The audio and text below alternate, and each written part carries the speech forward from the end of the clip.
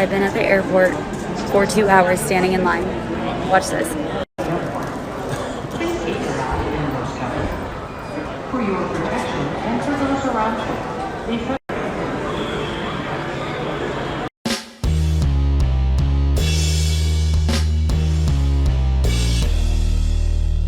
How's everybody doing? My name is Anthony Brian Logan, and today we got to talk about 1,000 Southwest Airlines flights being canceled over the weekend, which equates to 28% of their entire schedule. And that's from Friday to really right now, which is Monday, October 11th, 2021.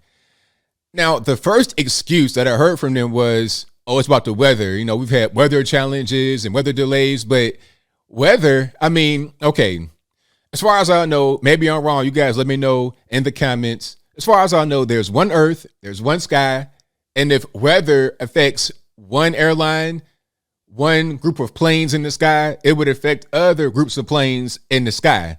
But no other airline had the level of canceled flights that Southwest did. Again, 28% of their entire schedule canceled. People stranded, sleeping on the airport floor, which is the worst place to sleep in the world. That's worse than the bathroom floor, but that's a different story. And I digress. The whole point is that there's chaos, fighting, people not being able to get home for, I guess, days now. 28% of their entire schedule over the weekend canceled. The next highest airline was, I think, Allegiant and/or Sprint with 5% and 4% respectively. So 5% at the highest. As far as the next highest cancellation rate in the airline is a far cry from 28%. So if it's about the weather, it should be kind of like right in line because, again, one earth, one sky. If you're flying the plane in the same aircraft as the next plane, it's not like your plane's just impervious to any kind of, strong wind or a piece of rain. So the weather does not really appear to be what's going on. So what's happening?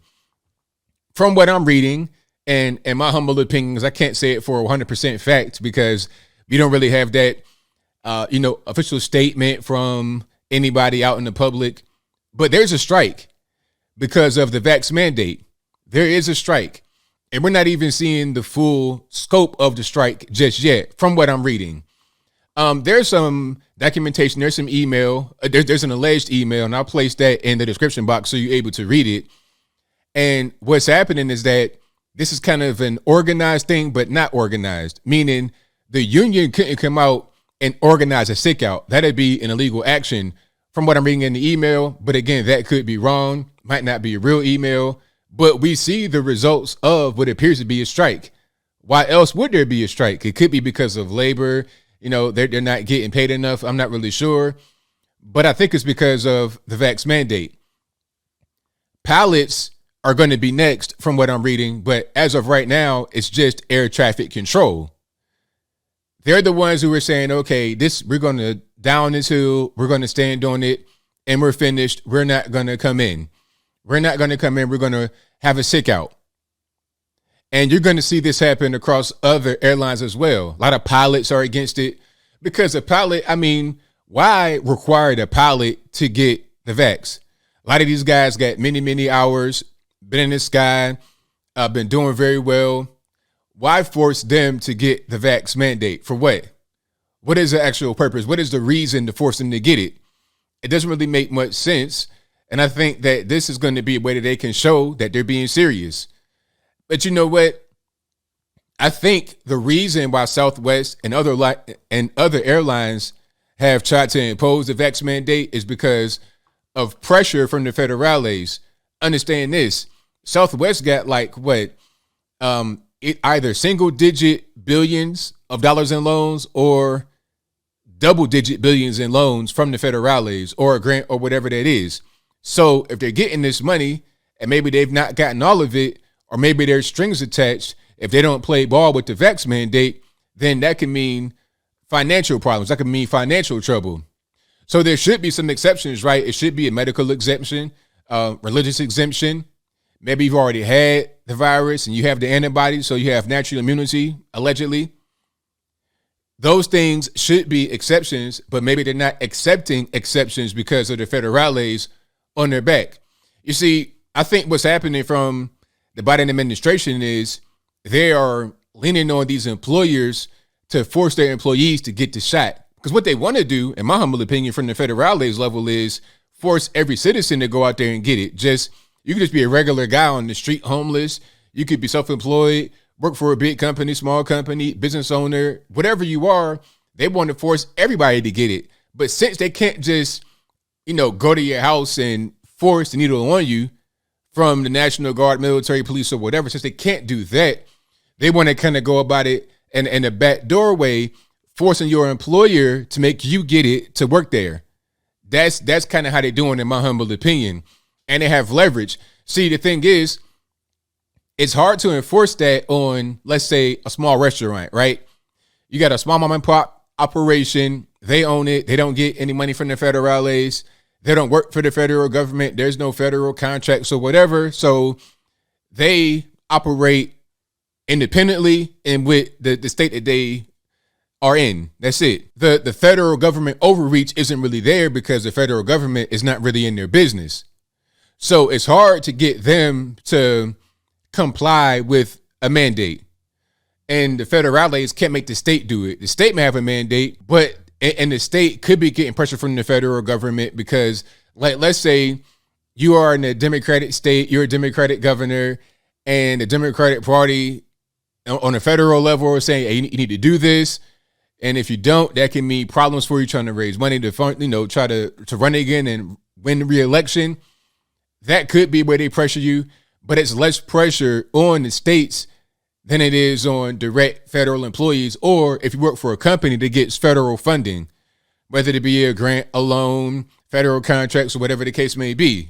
Because you see, Biden already said, hey, if you work for the federal government, that's mandates right there. It doesn't matter what you do. You could be a cook in a restaurant. You could be 5-star general. Everybody's got to get it. Well, not Congress, I guess, because they could do whatever they want. But if you work for the federales, then you got to go out there and get it. And to talk about Congress right quick, what I heard was since the executive branch cannot legislate over the legislative, then the, executive order doesn't apply to them. But if it doesn't apply to them, why does it apply to just regular normies out in the street? I don't really understand. Oh, pardon me, not regular normies, but to businesses. I mean, does the federal government own Southwest Airlines or Sprint or Allegiant or anywhere else? Is that kind of what's going on? I don't really know. I'm just trying to figure out. But as I close, I want to say this. Shout out to all the air traffic controllers, the pilots, the stewardesses, and everybody else. Everyone that works for an airline, the front desk people, bags claim, whatever you want to do. If you are standing up for yourself and standing up for us, hey, I got your back. I support you 100% because this whole thing with the VAX should be your personal choice. I'm not here to say get it or don't get it. That's your choice. That's your prerogative. I can't dictate that for you because you have freedom in this country, or at least we should. And I think that's the overall message, really, is that we are still a free country, or at least we should be.